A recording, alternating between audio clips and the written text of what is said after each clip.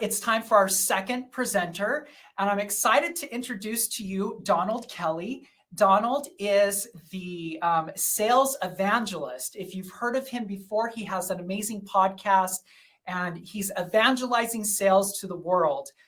Donald will be speaking to us on the mindset of selling and buying. On a personal note, I have had the opportunity to work with Donald. He's also an author for Student, and he's the author of our professional selling courseware. And he has a new courseware coming out, Advanced Professional Selling, and he co-authors that with BJ Allen.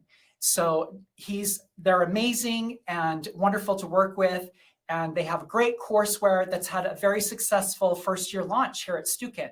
So if you're interested in learning more about that courseware, go ahead and click on the link below. So now what I want to do is I want to have Donald come on the stage, and we will turn the time over to you.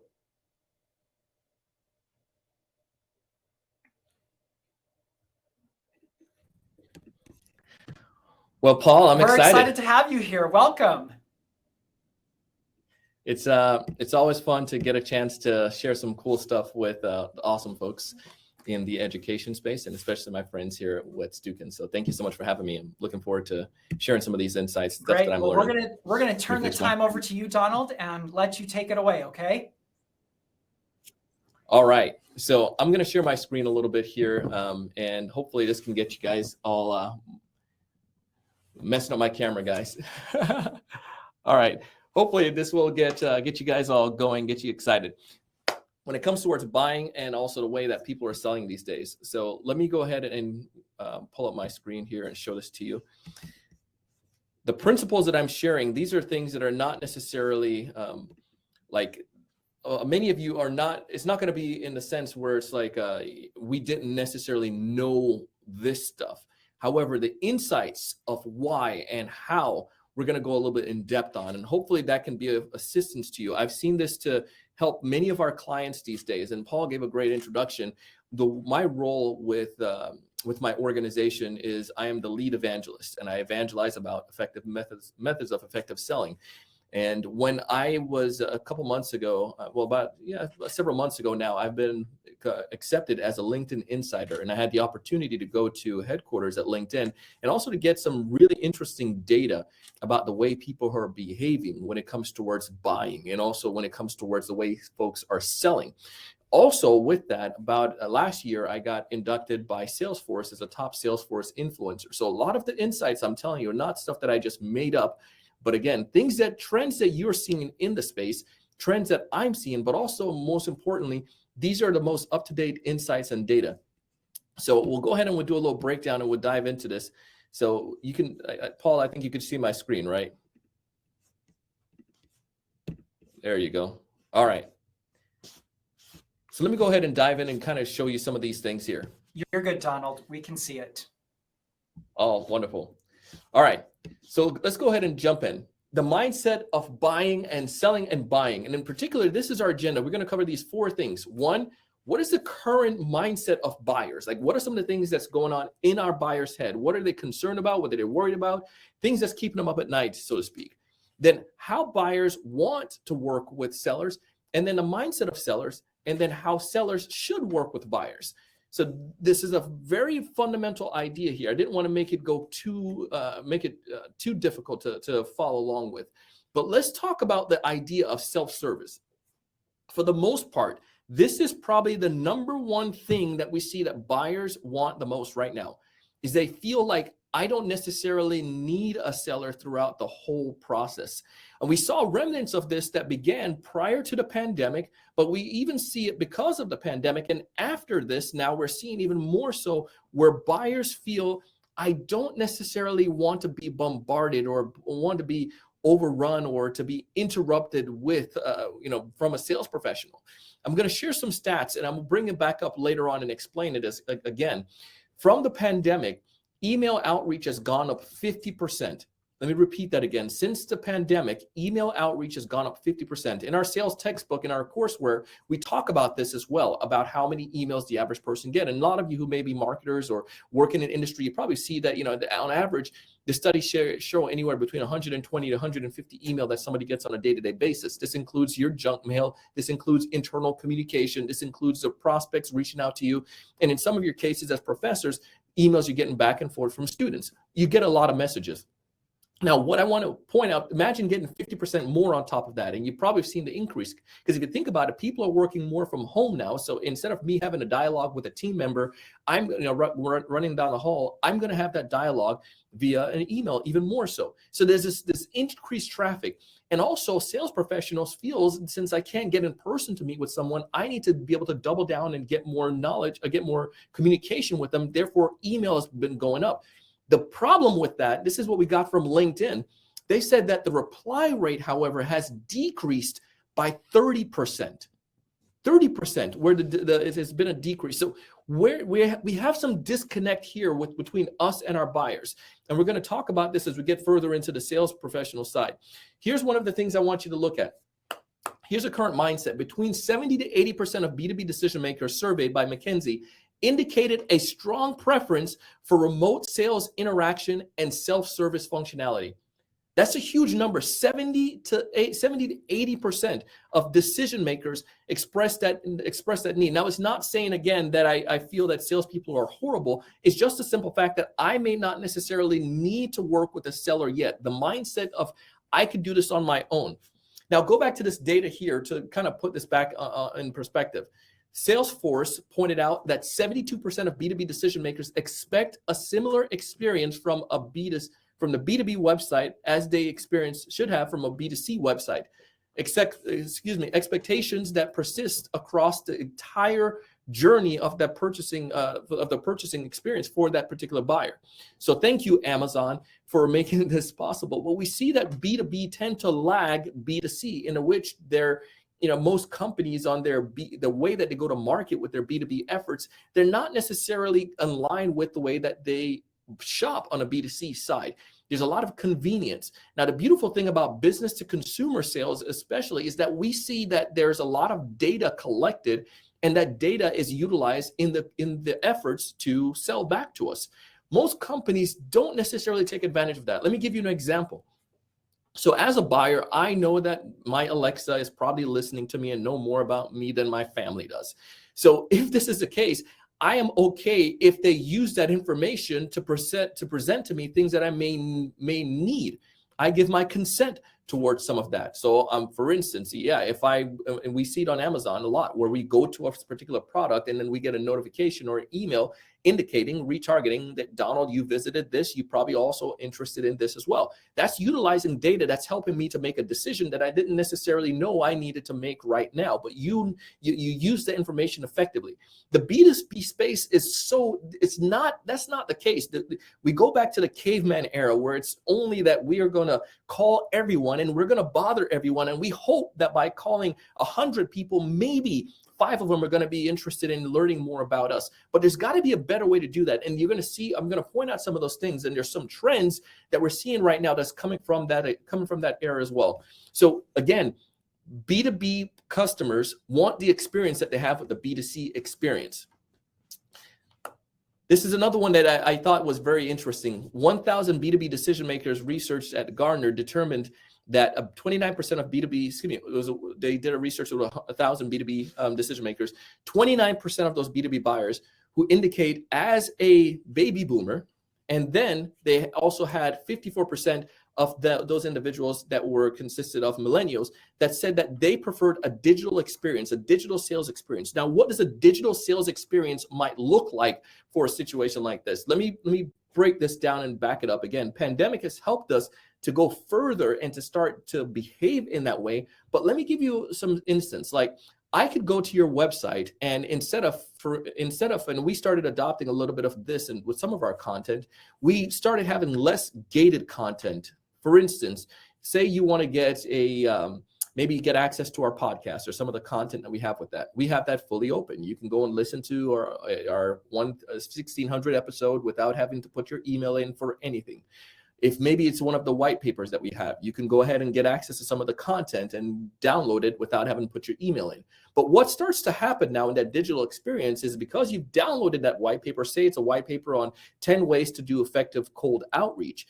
Now, in that document, I might have information that would entice you to want to download our free course at that point. We're giving away more free up front in the hopes that those individuals, by expressing that interest and getting knowledge, they'll then be able to raise their hand when they're ready to make that purchase, as opposed to having everything gated. In many of the B2B situations we see with a lot of marketing organizations, they have so many things that are blocked off. And then what starts to happen is, from the mindset of the buyer, is that we realize that I'm going to give them the bogus email address. I'm going to give them that email address that I never checked, that has 1,500 or 15,000 emails in it. And it's going to suffice, and I'll get past the firewall.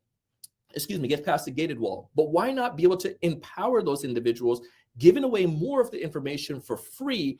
And then when it gets closer towards that final decision-making standpoint, this is where you can have some of those gated content where people who are more interested will be able to raise their hand and to meet with a team member at that point when they are ready. So that's a simple example when it comes towards this. But millennials in particularly, we know and we understand the game that if we give the email address, that what's really happening is that you're putting me in one of your funnels.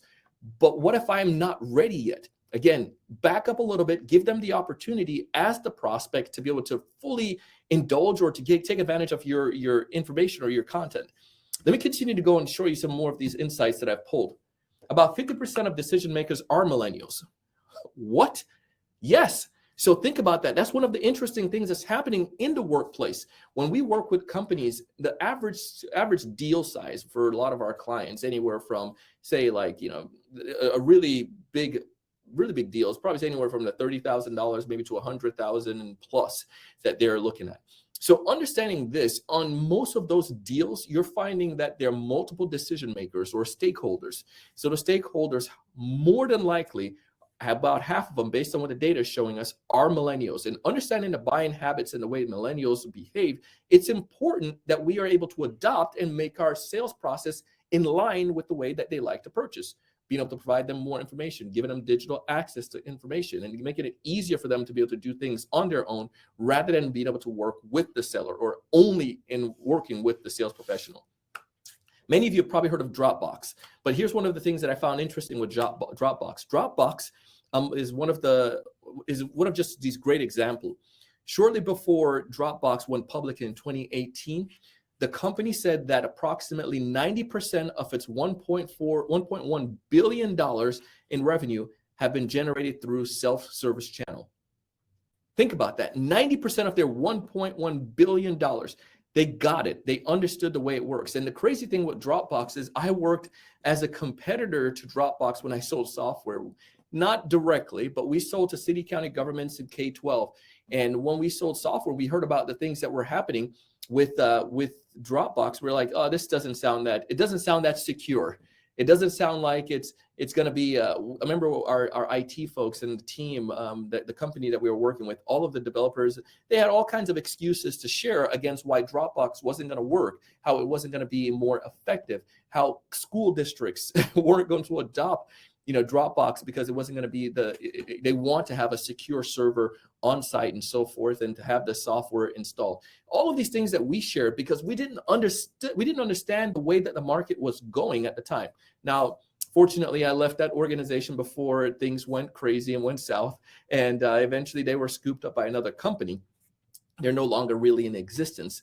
The company was able to use their tech, but the point was that we missed the mark when it came towards this. We didn't see the trend in the way people were behaving. Again, so going back to the numbers here that we we're talking about with millennials, somebody posted here, I think Jim just posted it, millennials are anywhere between 25 to 40-year-old. Again, those people, yes, those are ones that are a lot in a lot of those decision-making roles right now. So we want to make sure that experience is tying back to them, the way that they're buying. And I'm going to give you some more of the psychology here about how they want to work. So we're going to dive into that now a little bit more heavy. So how do buyers want to work with sellers these days? The buyers basically are telling you, listen, I want to come to you. I don't want to. Well, the old school way is that the salesperson hoarded all the information. Again, I know a lot of you have heard this stuff before, but I just want to show this relevant stuff right now. The salesperson is the one that hoarded all of the information. The sales organization knew more about the situation than the prospect. So the sales organization kept that information, and you had to come to us to meet. However, I'll give you an example. When I went to buy a digital camera, I knew more about digital cameras than the sales rep that I was working with at that time. It's pretty crazy to think that. What I did, though, I went ahead and did some research. I didn't have the product knowledge like the sales rep may have gotten. They probably got a few, maybe Canon gave them a little bit of training when they, or the company, the big box chain they were working with gave them a little bit of insights about cameras and about all the other products that they have in the digital space. But I wanted to learn about lighting and about aperture. I wanted to learn about the, about how, exposure. I wanted to learn about how I could stream with it. I wanted to learn all these things. So I did research, and I found my friends who were photographers. And I went to Facebook, and they gave me a lot of insights on what I should look for and blogs that I should read. So I got all this stuff. So when I went to meet with the actual sales rep, and I was asking them, I was posing questions that they didn't have answers to which I knew because I did the research. The point that I'm trying to make is that in that decision-making process, I knew what kind of camera I wanted. I knew what the technical features I wanted in that camera. I knew how I was going to use that camera. I knew some of the best brands in the industry, and I did most of that work. So in comparison to the way that people are used to buy, I was more prepared on that particular situation than the sales rep was for me. I didn't need the seller as much. I just needed them to open up the glass case and to make sure that it had that in stock. Now, again, that may be a silly example, but the point is still the same, it's still relevant. When it comes towards the B2B buying situation, in many instances, we see that the mindset of the buyer is doing the same exact thing that I just did, in which they go to their colleagues, they go to to the boards that they have, or to online community and forums. They ask their friends, and they find out from industry folks. They get insights prior to meeting with the sales rep, so they understand the situation, and they don't have to depend only on the sales rep now to be able to give them insights or data. Now, however, with that process, I'm going to share you, there's a caveat with it, and Gartner pointed it out. But look at the stat, though. This was from Korn Ferry. They found out that almost 80% of buyers fully define their needs before contacting a sales rep. 57% identify a short list of potential solutions before. That's just like me with my camera when I was purchasing it, and it's just like you probably when you go out and look for any product or service. But again, in most, and I wouldn't say all of them, but in most B2B selling situation, when I come across reps and I work with them, they still act like they are in control of all the information, and the buyer needs to come to them. The buyers don't need to do that. But again, this is an inbound process. What about for people who don't know they have a problem, who don't know they have a need?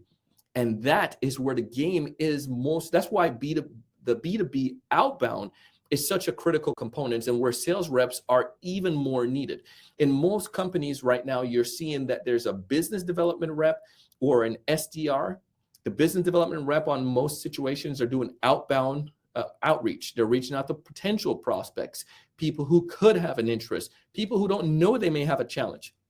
On the SDR side, these sales reps are individuals that are waiting for inbound calls, for these people who are ready, who have done their research, and they're just trying to get that final component of that process. So the mindset of B2B buyers, again, is that we don't need sales reps. But here's something that Gartner pointed out, though. They said that those who opt for self-service sales interactions scored 23% higher in terms of buyer's remorse than those who engage with reps. Sales-driven interaction. So, and why am I giving you this whiplash? Why am I going back and forth here? Here's what I want you to point out, though, and this is what we're seeing. Again, when LinkedIn has a new software that they're launching coming out pretty soon, and it's called Deep Sales. You've probably seen stuff about it, but the Deep Sales is that LinkedIn want to be able to take the insights that they already have from their consumers, from people who are using their platforms, to help business-to-business sales reps make better outreach decisions and to have better insights when they get to the table. You've probably heard of intent-based marketing or intent-based selling. This is where, as a sales rep, I could find triggers that my prospects potentially have, and to utilize that in my outreach. And I'll give some examples in just a sec, but let's go back to this notion again, where 23%, this is what Gartner said that sales reps need to do. It's not that you just need to sit back and just wait for people to come to you, but you need to make sure, or this is a real issue that they pointed out, is that most people now, the buyers, when they do a lot of research, when they prepare, when they read the blogs and they study and they get so much information prior to meeting with you, the buyers get to a point where they feel like, holy moly, I have a lot of knowledge now, but I still need help on fine-tuning what I need to do. In my case, it was a digital camera. It was pretty easy. Again, I knew what I wanted and I knew the details of it. But think about a complex software or a complex solution or a service. You may have done the research. What buyers want is that they want a consultant to help them to feel comfortable knowing that, or reassure them that they're making the right decision. I hope that makes sense. If it does, just go ahead in the comment and give me a yes or an amen there. Some kind of clap, some kind of interaction there. I don't get a chance to hear you guys scream and shout like I would in person. But go ahead, Maria and Mark. Thank you. I appreciate that.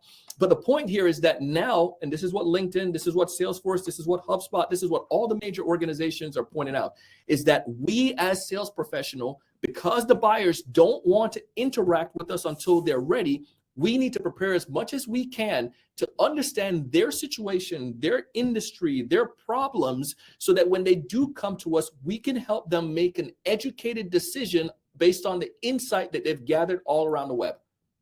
The days of the order takers are bye-bye. So if you're a sales rep and you're sitting down and just waiting for people to come to you and just hoping that they're going to give you the order, you're going to have a harder time in comparison to sales reps who understand insights, who understand data, who understand the industry. Now, this is important. This is critical. Why we recommend when we work with sales teams that we recommend, or especially when we do coaching and training, a lot of the sales reps that we teach in my adjunct position with BYU Idaho, we know that these students are going to go into the tech sales arena. Not all of them, but the majority of them are probably going to go into some kind of into the tech sales world. So I try to educate them as much as I can on what are some of the behaviors and understanding of people in the tech industry. What are some of the best practices? What are some of the challenges they typically face? What are some of the issues that they might have? So we can help them to understand and become experts in tech sales so that can help them in their efforts later on in the industry that they're going to go into, so that they can become those consultants, so to speak, when they work with their prospects. Same notion. The buyers want to make a decision, but the buyers need the reassurance from the sales rep. Jim, you said it best. Self-service plus sales reps to reassure and help us as needed. 100%. That's the way we need to look at it. Now, when it comes to outbound, this is where the money comes in, and not necessarily money per se, but this is where the juicy, awesome stuff comes in. A prospect, let's say, for instance, I'll give you an example. We purchased a solution internally in our organization, and it's called Apollo.io. Apollo is a software that allows for us to be able to get leads from our from the web. It's able to give us the insights like the email address, phone numbers, direct dials. It integrates to our LinkedIn, so it's able to we're able to kick off some processes and so forth. And it's an amazing solution, amazing software. Now, prior to getting this particular tool, I didn't know that I had such a big of a problem. I assumed that the way that I had another solution that we were able to go online, we were able to research, and then we built a list of our ideal customers. And then we used another software called Hunter.io, in which that we were able to get the email addresses of the individuals, and maybe we could get phone numbers. But then I was in an outbound situation. There was a situation where a sales rep reached out to me, and they shared some insights about tools that were relevant to like the Apollos of the world. I didn't know there was a potential solution. I didn't know there's this problem that I had, that I was doing it manually and it was going to be harder. I just thought this was revolutionary that I was doing what was the best. But somebody came to me and shared insights that helped me to realize there was a better way. That's where outbound sales is going, and that's where most salespeople need to come to, and the situation most sales reps need to be are going into, where the prospects, yes, go back to the stat where a lot of the prospects are already down the sales cycle and so forth. That's when a prospect know they have a problem. To be effective and to be great at sales going forward in the future, you need to be able to help point out problems that prospects don't even know that they have. This requires you to have insights, and that's what helped to make this help you to be more successful in sales. When I did this with this prospect, eventually we purchased. We went with another solution, and we went with Apollo.io, but eventually I was spending way more than I was spending on this other software. And the reason is I saw the value based on the insights that were shared with me about the potential that I can get from a tool like an Apollo. Having a direct dial to make sure I can call prospect was amazing. And it's been a great win for our organization. Our sales reps are landing more appointments than ever. They're having better conversations, and we're seeing more deals come and bigger deals. So it was like, yeah, I'm paying a lot more per month, but I'm getting a lot more from the output from it. That is only done when sales reps change the way they're thinking and go towards insights. So let me segue right into this right now. I see some comments here. This is the change in decision-making process, learning to consumer behavior.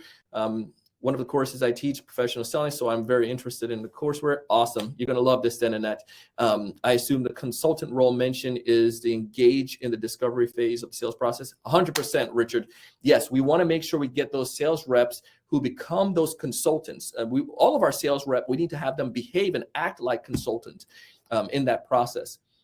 But 67%, this is an interesting stat. Again, when I was sitting down in this conference room in San Francisco at LinkedIn's headquarters, I almost fell out of my chair because this is what they said in one of the presentations. They said 67% of sales leaders reported in the month of July of 2022. So what month are we in? No, November, October. So like 4 months ago, 60% of the sales leaders reported that their team was not going to hit their target. I was on a webinar with Sales Hacker a couple of days ago, and in preparation, Sales Hacker said they've been watching a trend for the past 2 years where it's been declining about that range, around that 50% of sales teams are making their numbers each month. So you might say, well, one, is it that sales leaders are just inflating the targets that salespeople need to go after? Or is it the fact that the game is changing? And I think the game is changing. That's what the data is saying. So again, our buyers, they're buying differently. So there are tools out there that allow sales reps to send out multiple emails, a lot of automation. And I'm a big fan of automation. I did a webinar with Calendly a couple of days ago on this as well about how we can utilize automation. But we need to automate at scale. We need to make sure, with personalization. So go back to this number, about 67%. What we see is that a lot of sales reps, the psychology of salespeople now is that a lot of people have gone from the pandemic, this desperate need, this desperate approach, where they figured, well, we're not getting enough answers. People are not replying to our email. So the way that we fix that is how? We dump more on it, right? So we're going to do more emails. We're going to do more phone calls. We're going to do more text messages. We're going to bombard them even more so because they're not responding to the 10 emails I send. Let me send 15 or 20 emails. But that's not the right answer. That psychology, that mindset has to shift, going back to the way that buyers are buying. So again, this same idea, email outreach went up by 50%, replies went down by 30%. There's a better way to do this. This is how it's working right now for a sales professional, and it's about selling on insights. So let me say that for the people in the back. It's selling based on insights. So how does this work? Utilize triggers to help you in that process. So let me give you an example. This is one of my BDRs. This is Aaron. He's one of our sales rep, but I was just taking a picture of my LinkedIn to put this in here, but he did a video and he was one of the ones that popped up in my feed. But sales reps utilizing tools like LinkedIn have a much better chance of improving their sales performance. There are tools out there as well. One of the platform is called Zoom Info, as well as 6 Sense. These platforms, as well as LinkedIn Deep Sales, which is launching in the new year. But the point with these platforms is that they go on the dark funnel essentially. They're able to track, and there's another one called Lead Data. But these tools are able to track the performance of organization and the behaviors of them, and then provide you insights. So, say for instance, one of the triggers that my team look forward to. We love to see when there's a new VP of sales at a company. Why would that be important to us? A new VP of sales is coming in to shake things up. They're coming in to bring further insights. They're coming in to maybe increase revenue and so forth. So if that's the case, we have insights that points out how we can help those VPs of sales. So my sales reps, they look for those triggers, and then now we're able to target people who are coming into those roles and share insights with them that can help us land appointment, right? Now, go back to the next side to that too. Besides just those triggers, we can look at the behaviors. So maybe a company is searching for sales training using tools like Zoom Insights or Zoom Intent, Zoom Info with the intent features, or Sixth Sense or LinkedIn Deep Sales. We might be able to find and see that people are, the behaviors, they're liking content relative to sales training. They're searching for stuff relative to sales training. Now, we're not going to get the exact name, but we get the IP addresses of those organizations. Now, I could be able to whittle it down and say, if people are searching for that in those organizations, and I'm able to get from these tools and point that to me, now I know that maybe it's the sales leader, or maybe the VP of a sales director, or somebody in sales enablement. So my outreaches are now focused based on the triggers those people are looking and the insights that we've gathered, because we work with hundreds of organizations. So therefore, we know things that we can utilize to be able to have those better conversations. In our sales courseware, we call that blindside challenges or insights. Those things that makes our prospects say, you know what, I've never thought about that. The things that make me say, wow, I didn't know I had that issue before, and made me spend so much more on a software.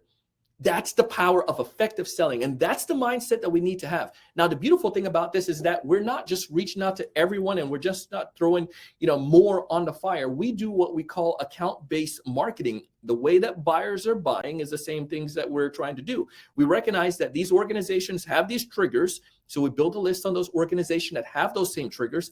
And then we reach out to them based on those insights. And this allows for us, because we know they're doing the research, this allows for us to be able to have better conversations because they're more prepared and more ready, or perhaps they are doing the behaviors or have the problems, don't even realize they have those problems, and we're able to point that out to them when we do our outreach efforts. It makes for a much better sales process for us and for our prospects, and we are coming in line with the way that they're buying. If you all have questions, I know we'll have a couple minutes and I can answer some of those questions. So let me continue going down this path. I want to show you some examples here. So one of the triggers that we like to use, this is in Sales Navigator, and you can check this out in our courseware, in our advanced course, where we talk a lot about Sales Navigator, about LinkedIn and about utilizing Sales Navigator. So this is, LinkedIn is like any B2B sales rep, like they're a gold mine when done properly. But let's say, for instance, job change. That would be a great trigger. If somebody changed job in the past 90 days, if the company was mentioned in the news in the past 30 days, they posted on LinkedIn in the past 30 days. What we like to see about that is if somebody is new to an organization, they've posted recently, and they're searching for content relative to sales training, come on, man, that's like a gold mine for us. We need to hit that person up. And if they like or have experiences with us or follow our company on social media, we have a podcast. So again, we have a lot of folks who interact with our content. Those are some triggers that we can then utilize so that we can reach out to the people who are more likely to say yes. And we're following because they're giving us, go back to what I said at the very beginning with Alexa. I'm giving consent to have the Alexa in my house, right? And I'm giving consent on these websites. The same idea. The buyers will more than likely okay to give consent for stuff if you can utilize that and not be annoying, but connect with them when they're ready based on their triggers or the situations that they have. That makes such a better sales process. So then now the most effective sales reps can get to the front of that sales cycle with that potential buyer, as opposed to being a lagger and waiting to the very end. They can come to the front because now they have insights. I see that you're hiring. I see that your company is growing. I see that you're expanding into this division. Many of our prospects who expanded is 44% of prospects that our clients who expand into the Northwest share that they have these main three challenges. A sales rep who brought insights to that conversation might stimulate a chief operating officer's interest. They might start the conversation. They didn't know they had a huge problem when they were expanding into the Northeast, but now the sales rep share insights. Now they're able to lead that process with the buyer, and they're seen as a consultant, almost like somebody from McKinsey or from one of those big consulting firms. And now that sales rep is being able to, they can win larger deals and close, and because they're early on in that process and able to guide that prospect throughout it. That's how we need to change. The psychology, again, here, let's go back to the top. Buyers don't necessarily need sales rep, but we see from the data from Gartner that a lot of them have 23% of them have buyer remorse, saying that maybe they chose the wrong product or service. We want to come in as those consultants earlier on, identify triggers and be able to help them to solve those problems and to point out problems they didn't know they had, and to guide and work with them throughout that process as a consultant. The teams that can do that, the sales rep can do that all the time, will outperform the order takers. The game has changed, and don't even get started with the economy being tightening. Companies want to make sure they're making the right decision. Companies are not going to make individuals are not going to make a decision all by themselves. They want the pack to help them, and that's why we see more and more stakeholders being a part of deals. So if a sales rep is utilizing LinkedIn and making connection based on triggers, they're able to get deeper into an organization. They're able to have more success with helping and consulting that organization to make a buying decision. Now, I talked a lot here, and I want to make sure I can give a recap real quick. We talked about the current mindset of buyers, how buyers want to work with sellers. We talked about the mindset of sellers and how sellers should work with buyers. I want to take some time. I don't know if they're going to kick me off here because I probably went over my time, but I want to answer some questions that you might have. Paula, do I just jump in and answer it? Do you have something that you want to point out for me? Yeah, Donald, you got plenty of time, so don't worry about it. This was a great presentation. Just while I want to chat with Donald a little, and if you have any questions, go ahead and put them in the chat and we'll answer those. But we appreciate, I was like taking notes the entire time. You said a lot of good stuff, but I thought it was really interesting, talking about selling based on insights, and that's just such a great concept. We do have a question here from Richard, and he asked, how do you define soft sales leads via email or white papers, etc.? Ooh, I love that. Ooh, okay. So we just did a change on so you got me all excited here, Richard. We just did a change on our website real quick as well. So here's the thing when it comes towards that. I may raise my hand, but I may not necessarily know, but I still want we feel a sales rep should follow up on those. So when we have a free sales course on our website, and you go to our webpage, you see it at the very bottom, people come in and they download that free course. They can go through that whole process and get access to the course without having to talk to a human being at all. But what we see that does happen though, there's somebody calling me. I don't know if you can hear me, shut that off. But what we see that does happen though, with that is that people, when they do download it, our sales rep will reach out to them. There's a little bit of automation. They get some emails that get sent, but our sales rep reach out to them and make sure that they have access to that information. We know that person is not necessarily maybe wanting to buy today, but they may not necessarily understand. They may have a problem. There's an issue why they downloaded that course. So we use that as a way to be able to start the conversation. So it's been a huge help for us. We've been able to get some pretty good deals from that as an organization. But the point with those, they're very powerful. They're very relevant. People want to get insights. The further down, the earlier part of that process, though, let's say, for instance, it's not the free sales course, but maybe it's like something like, 10 ways to do prospecting effectively. We're not going to guard that content. We're just give people access to that. So we might say, here are the 10 ways you can do prospecting more effectively. You can go ahead and download this, this free little video, or download this free piece of this white paper that, we have. No charge, nothing at all. But on that white paper, I might have something. One of the points may be to get, to make sure that you're doing prospecting effectively. And I might put you could check out our free sales course about that. And now they could click on that and they go there. This is, I guess, is whittling out those people who are not necessarily really interested. But when it comes somebody who sign up for the free sales course, they're more interested. And those are people that we're able to, that's how we utilize it. So I guess it's almost like a filter. You can have something small at the very beginning to get them going. And then if they express further interest, that white paper or that free offering on the website, that's where you can probably take that as that MQL lead and go from there. Hopefully that makes sense. Yeah, that's great, Donald. Earlier you had mentioned that 50% of decision makers are millennials.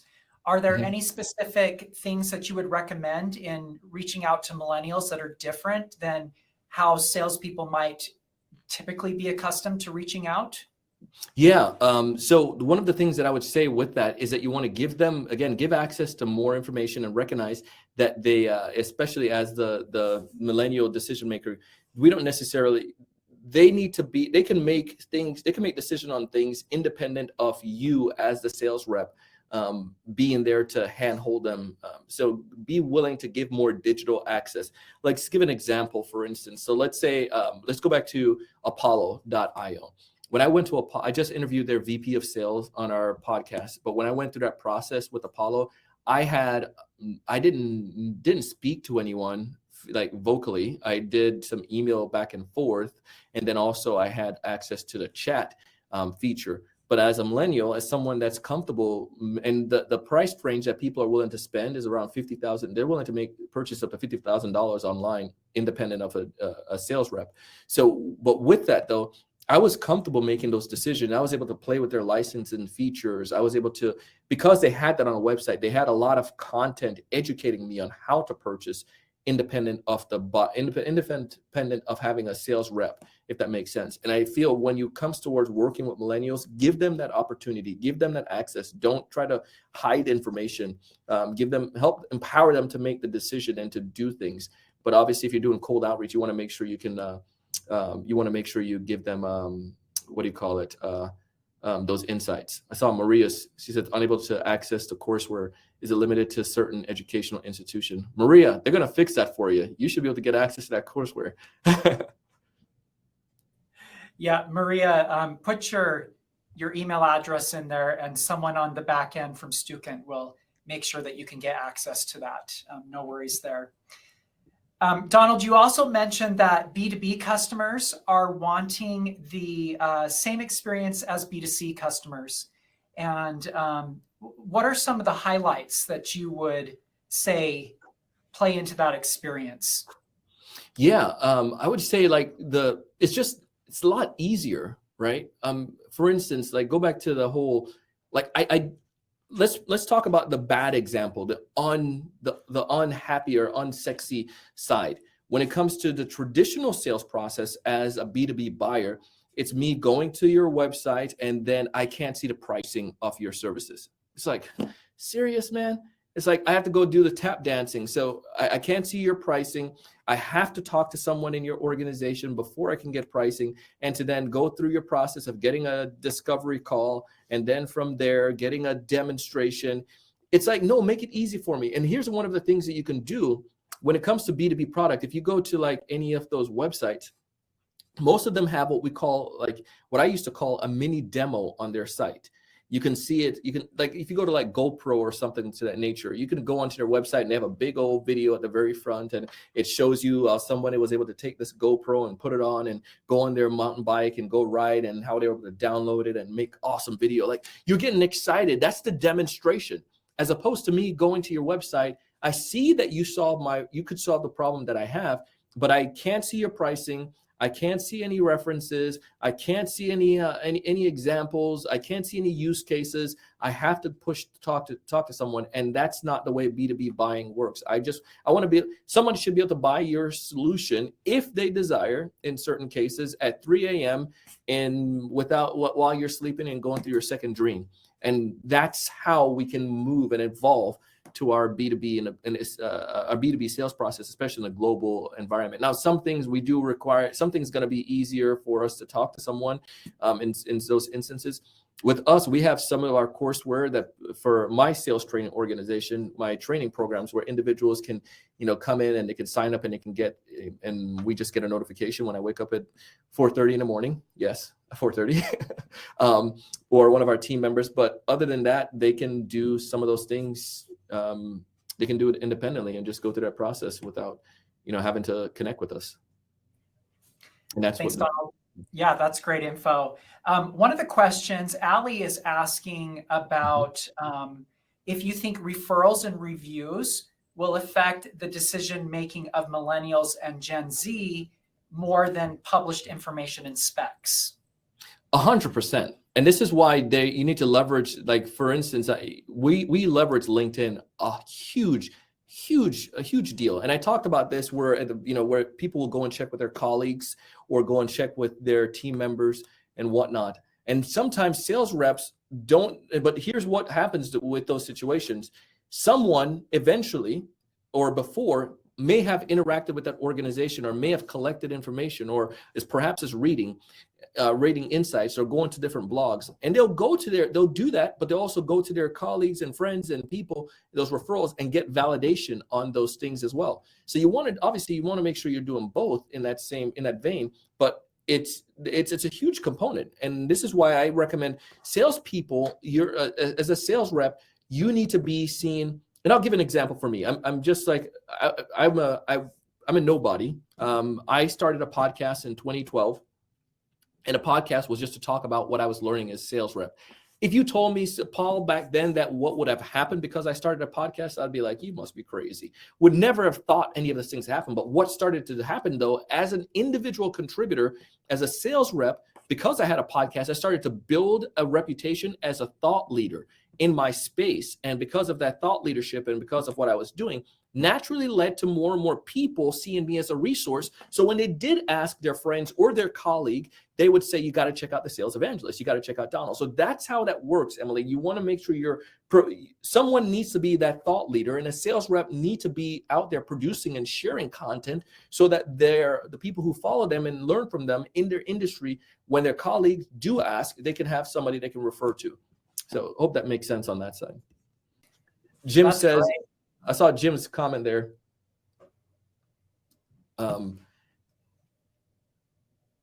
He has said, as a retail sales reps, at retail, sales reps typically are not as informed as a customer. There are many reasons for this: lack of training, labor shortage, etc. But the bottom line is that consumers want brands to make the information searchable and relevant. So true on that, Jim. So Donald, as we finish up here, we've had a couple questions about LinkedIn. Mm-hmm. Jacob asked, what are some of the things to avoid on LinkedIn for sales? And then it looks like Vonda is asking, how do we use LinkedIn versus Google and Instagram? Okay. So LinkedIn, we don't have enough time. Maybe I'll come back a little bit later at the end of the show. We'll give a bonus and I'll do another session. But LinkedIn is by far the number one platform for B2B sales rep. LinkedIn in my situation is LinkedIn is the platform that gives us the most money, that we get the most money from with deals. Out of any other platform. I'm a big Insta fan, and I like TikTok as well. Still trying to catch up with folks on that. But LinkedIn and Insta probably like our top platform. So go back to this. How do I use LinkedIn? Some of the things that you want to avoid on LinkedIn. If you're a sales rep, your LinkedIn profile shouldn't be designed towards a resume. And what I mean by that, it's not like your bio shouldn't be, well, I've fulfilled these roles and I worked in this role and I work in this role. You want to focus on the problem. We have a LinkedIn a course that we created, and because my clients were asking me about it and we started doing it, but it's all about how to utilize. We teach sales reps how they can generate 3 to 5 appointments per week using LinkedIn. But what happens with that, we teach them how to make their bio become a referral source for them. We teach them how to make sure that those contents are searchable in their description about themselves. But that's what you want to do when it comes towards making your LinkedIn profile according to that. We have a 3-step process that we follow. It's called connect, share, and engage. Connect, share, and engage. One more time for the folks in the back, connect, share, and engage. So if you're working with your students, I would tell them to follow that connect, share, and engage strategy. They didn't make sure in your student's case, they're trying to land a job. So make sure their profile is set up towards that. Yes, that's okay in that scenario. But they need to connect with at least 10 people. Let's say at least 5 people. LinkedIn gives you you can connect to about 20 people per day on LinkedIn. But let's say I give them 10 people. In the student's case, 5 individuals who are in roles that you want to go into. So whether that's pharmaceutical sales, or maybe it's in graphic design, or maybe it's in HR, whatever you want to get into. But identify 5 individuals per day. Send them a personalized LinkedIn connection message. So I might say something to the nature of, Paul, I see that you're in the HR space. Love what you're doing. You look like you have an awesome career. I'm looking to learn from individual in the industry. Permission to connect here on LinkedIn. Now, I asked the question, Paul would say, oh man, I feel flattery. This nice little kid asked me to connect. He accept that connection request. Now, what starts to happen is over time, let's say 5 individuals they're connecting with per day, they're sending connection requests, and let's say they're getting connected with 2 of those individuals per day. 2 times 5 is 10 over the course of a month. That's 40 individuals they're connecting with in ideal roles in the position they're going in. Now they need to share content. LinkedIn says that only 2% of their 850 million users are sharing content monthly on LinkedIn. So there's a lot of people who are taking advantage of that and getting all of the impression, while most of us are not doing it. So those 2%, if you're in that 2% as a student, I'm sharing things about maybe the HR industry, or questions I'm asking about HR, a blog that I read about how the job market is shifting right now. Now, my people who are following me are those people who are ideals bosses that might hire me. And then engage. So when people do comment on or like or respond to my posts, I engage with those individuals. I send them a personal message. More than likely, the people who are going to be connected and engaging back with you are people that you are connected to. So you continually want to build up that pool. Now think about that from a sales rep standpoint. If I sell HR solution, I'm building up my pool of HR directors and people that I'm connecting to. Then I'm sharing relevant content towards that. And then I'm engaging on their content as well as on the things that I'm posting and engaging back with them. This is how sales rep can land appointment. This is how students can land jobs. It is powerful. And I can go on for days on LinkedIn, but if you want to connect with me, find me, Donald C. Kelly, and I can share with you more insights on utilizing LinkedIn with your students, or if you have other questions about LinkedIn, Donald C. Kelly. On all platforms, I use that as well. So the marketing folks probably like my branding there. On LinkedIn, Instagram, Twitter, it's Donald C. Kelly. That's great, Donald. Thanks for taking the time to discuss and to share that with us. It's been a great presentation. We are going to, Donald has an assignment that if you want to use in the classroom that we're going to post and you can download. We also have one from Brandon earlier that if you want to do that, you can download that also. So Donald's is a professional selling assignment. It's actually from his courseware, Professional Selling. So we thank you, Donald, for joining us. If you guys, you can tell he's amazing. We love working with him as an author here at Stukent. I had the opportunity to work with him to launch his professional selling courseware, and he's fantastic. If you want to hear more from Donald, there is another opportunity, and it's soon. He is launching his advanced professional selling courseware. Yes.